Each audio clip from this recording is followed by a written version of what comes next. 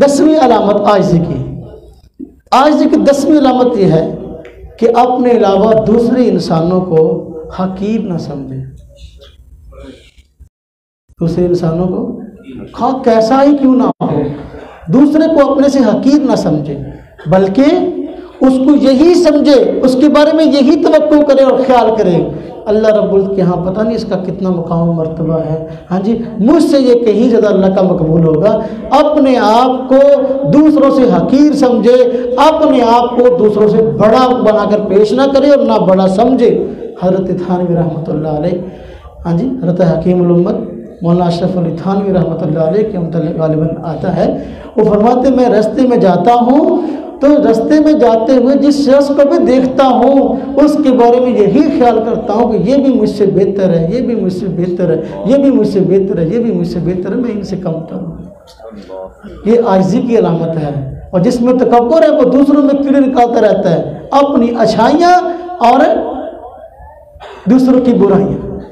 اس لیے یہ عاجزی کی 10ویں علامت ہے کہ ہم اپنے آپ کو دوسروں سے بڑا چڑھا کر پیش نہ کریں، بلکہ جو ہے کسی نہ کسی خیر کے پہلو میں ان کو اپنے سے بہتر سمجھیں، ان کے بارے میں اچھا گمان کریں۔ یہ رب تعالیٰ کے ہاں عاجزی کی علامت ہے۔ یہ 10 علامات عاجزی کی میں نے آپ حضرات کی خدمت میں عرض کی ہیں، کیوں؟ تاکہ ہم سب عاجزی کو اختیار کرنے والے بن جائیں اور تکبر سے بچ جائیں۔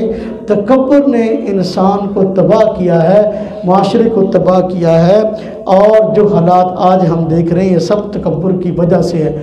گھروں میں جو لڑائیاں اور فساد ہیں، طلاقوں پہ نوبتیں ہیں، یہ محض تکبر کی وجہ سے ہیں کہ میں